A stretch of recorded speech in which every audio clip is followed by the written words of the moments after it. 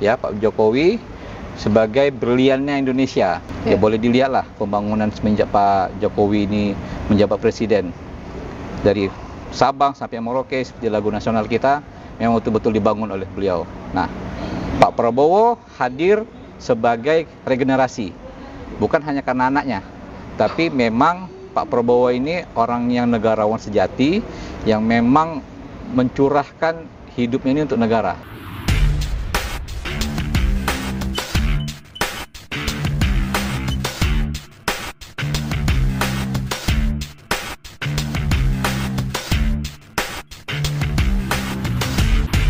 Mbak Indra, Ya. ini acara hari ini terlihat sangat mewah sekali. Terima Ini kasih. sebenarnya acara apa sih? Ini adalah hari ini kami dari DPD Projo Provinsi Kepulauan Riau itu dilantik. Gitu. Jadi hari ini acara pelantikan DPD Projo Provinsi Kepulauan Riau. Ini projo ini sebenarnya sudah kedengaran dari 2014. Ya. Artinya pelantikan hari ini masih uraian dari 2014 kah atau seperti apa ini?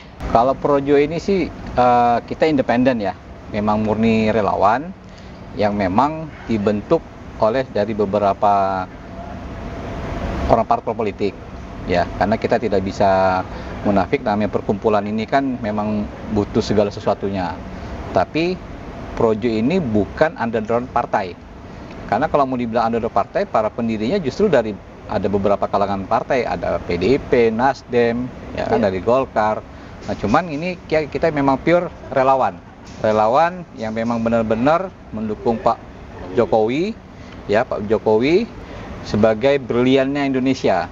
Kita bisa lihatlah pembangunan yang ada di Indonesia ini semenjak dipegang oleh Pak Jokowi. Jadi Projo ini memang benar-benar perkumpulan masyarakat yang memang ingin Indonesia ini merata, bukan hanya Jawa sentris saja yang dibangun atau ibu kota Jakarta, tapi Pak Jokowi hadir bersama kita relawan Projo membangun Indonesia ini secara merata, Nusantara, benar-benar Nusantara itu kita gaungkan dari Aceh sampai ke Papua. Ya, terkait dengan pilihan-pilihan politik dari 2014 sampai 2019 ada beberapa provinsi yang tidak mendukung beliau, tapi itu beliau tidak memandang itu sebagai sebuah alasan sakit hati untuk tidak membangun di daerah tersebut. Ya boleh dilihatlah pembangunan semenjak Pak Jokowi ini menjabat presiden. Dari Sabang sampai Merauke seperti lagu nasional kita memang betul-betul dibangun oleh beliau. Nah, Pak Prabowo hadir sebagai regenerasi. Bukan hanya karena anaknya, tapi memang Pak Prabowo ini orang yang negarawan sejati, yang memang mencurahkan hidupnya ini untuk negara. Kalau dibandingkan untuk hanya mencari kekuasaan, uang, mereka udah cukup lah. Tapi beliau sebagai prajurit sejati dan punya satu visi dan misi dengan Pak Jokowi untuk membangun negara ini, mensejahterakan rakyat sebagaimana mestinya yang terkandung dalam Undang-Undang 45. Jadi tidak hanya sekedar coret-coretan kertas sebagai sejarah negara, tapi Pak Jokowi dan diteruskan oleh Pak Prabowo untuk membangun masyarakat Indonesia lebih baik dan negara ini lebih maju. Begini itu, Mbak. Terkait tadi udah muncul bahwasanya Jokowi tadi berliannya Indonesia dan akan estafet itu sampai ke Prabowo nih. Ya, ini harapannya Projo nih. Nih, tapi kita melihat kalau kita melihat dua periode sebelumnya yang selalu dua pasangan ini kontestasi politik di 2014 sampai 2019, artinya ini kan satu hal yang masih melekat di awam, di masyarakat lah kita katakan bahwasanya Prabowo kalah berkali-kali dan akhirnya Jokowi pro ke Prabowo. Hari ini juga kalau bisa kita lihat Projo kali ini mendukung Prabowo Gibran ini. Ini pure karena Jokowi atau gimana nih? Tidak. Ini dulu deh. Gini, Pak Prabowo melanjutkan ke program Pak Jokowi. Ya. Satu gini, Pak Jokowi ini didoakan oleh masyarakat Indonesia. Oke. Ya. Dan Pak Jokowi ini dilihat oleh para tokoh-tokoh bangsa, baik dari kalangan partai politik sampai tokoh agama dan adat budaya. Ini Pak Jokowi ini memang punya suatu kebesaran jiwa. Dan Pak Prabowo juga mempunyai kebesaran jiwa. Masalah Pak Prabowo kalah berkali-kali atau kalah 2 kali dalam kontes partai politik di Pilpres, ini memang suatu dinamika politik. Dan inilah suatu pembelajaran oleh masyarakat, untuk masyarakat, bahwa namanya pertarungan ataupun pemilihan itu ya ada menang ada kalah. Tapi yang paling penting itu adalah gimana kita menata bangsa ini, negara ini, masyarakat ini betul-betul terakomodir oleh negara. Nah, jadi kalau bahasanya Pak Prabowo, Pak Jokowi pro ke Pak Prabowo, itu tadi visinya itu. Pak Jokowi mengajarkan dan Pak Jokowi dan Pak Prabowo mengajarkan kepada masyarakat Indonesia tidak selamanya kawan itu abadi. Tidak selamanya lawan itu abadi. Tapi yang abadi itu adalah kepentingan untuk bangsa dan negara. Seperti itu. Jadi negara. Ya artinya kita juga masyarakat bebas lah untuk berpandangan. Tapi dua tokoh ini ingin menunjukkan bahwa Indonesia ini negara besar. Tidak bisa dilakukan oleh tangan Jokowi sendiri dan tidak bisa juga dilakukan oleh Prabowo sendiri. Jadi harus saling bahu-membahu. Seperti itu. Acara hari ini sepanjang jalan Kota Batam kan banyak nih projo, pelantikan projo segala macam nih. Isi yang hendak disampaikan ke masyarakat Kepulauan Riau, khususnya Batam, apa nih, Bang, Mbak Indra? Oleh Indra, ya isinya sih gini, masyarakat Indonesia ini, ya khususnya Kota Batam, sangat mencintai sosok kepemimpinan Pak Jokowi. Ya, nah ketum kita ini satu-satunya ketum yang memang benar-benar independen, pure, bukan orang politik. Ya, tidak ada masuk politik manapun. Nah, jadi kalau gaungnya kita besar ini ya, ini sebenarnya bukan gaung projo, tapi gaungnya masyarakat. Masyarakat yang memang menginginkan program-program Pak Jokowi untuk membangun masyarakat dan negara itu clear. Diteruskan oleh orang-orang yang memang bukan anti toleransi, tapi memang negara ini berbagai macam lah. Begitu. Baik, intinya untuk acara hari ini kita ke paslon mana nih, Bang? Kalau ke paslon ya mungkin bisa dilihat lah ya, nggak usah ditanya lagi gitu kan. Nah, mungkin masyarakat Batam perlu mendengar suara itu, Bang.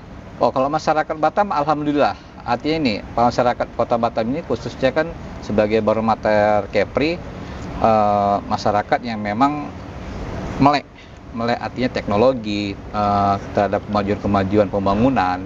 Ya kita bisa lihat sendirilah seperti itu.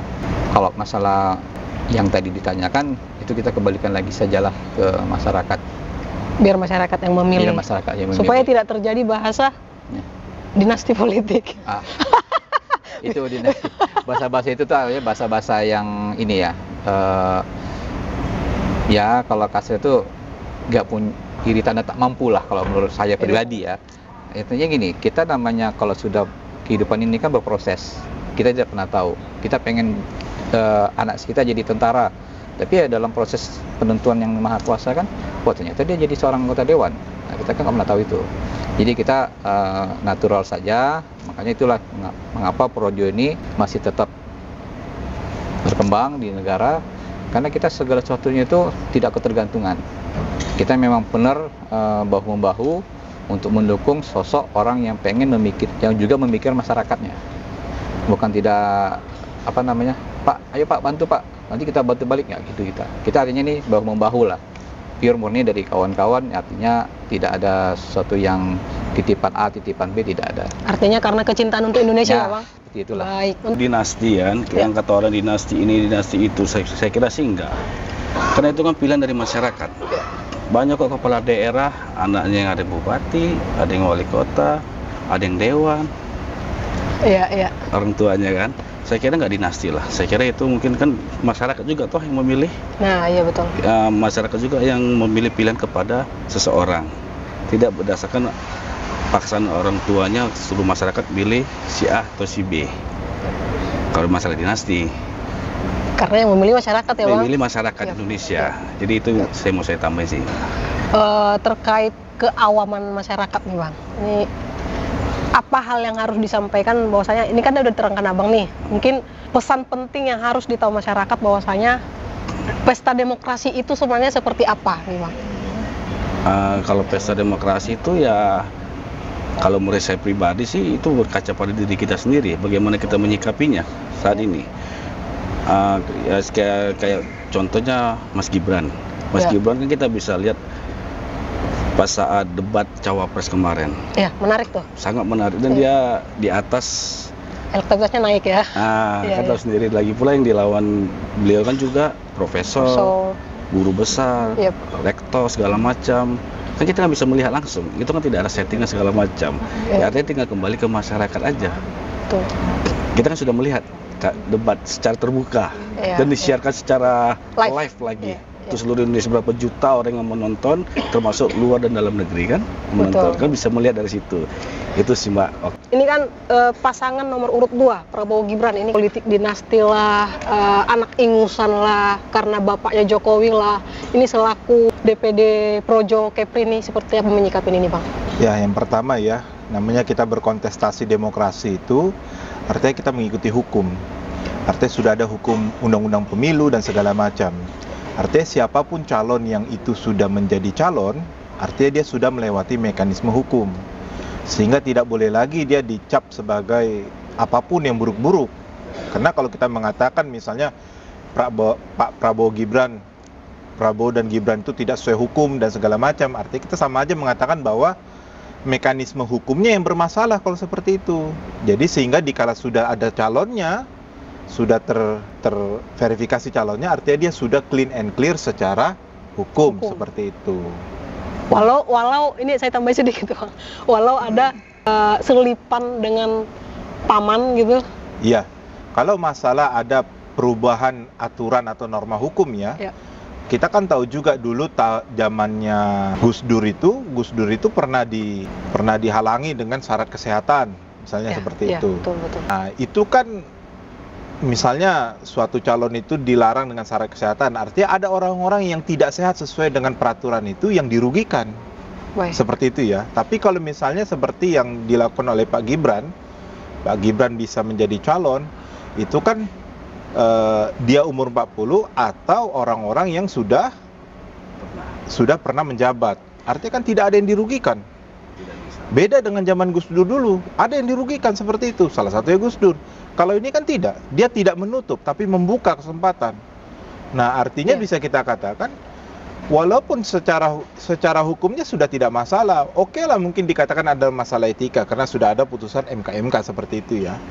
Cuman tidak perlu juga itu terlalu dieksploitasi karena itu bukan lagi isu hukum tapi itu udah jadi isu politik. Ya namanya juga lagi berkontestasi. Kalau kita katakan, oh Gibran itu salah. Ada dulu yang lebih salah lagi, zamannya Gus Dur ya, dilarang berkontestasi dengan syarat kesehatan. Itu yang jahat, itu yang buruk seperti itu karena dia merugikan orang lain, dia menutup kesempatan. Kalau yang terjadi kemarin itu dia membuka kesempatan. Orang yang memiliki syarat untuk melakukan seperti itu terbuka kesempatannya. Dia bukan menutup tapi membuka. Jadi berbeda. Jadi kalau kita bisa katakan malah putusan MK yang kemarin itu ya 90 atau 91 itu tidak bermasalah sebenarnya secara hukum gitu ya. Karena dia membuka kesempatan bukan menutup kesempatan. Seperti itu. Artinya ini satu peluang. Betul. Kesempatan buat generasi muda yang harusnya salah satunya seperti itu kalau kita melihat dari segi challenge kesempatan itu ya Bang.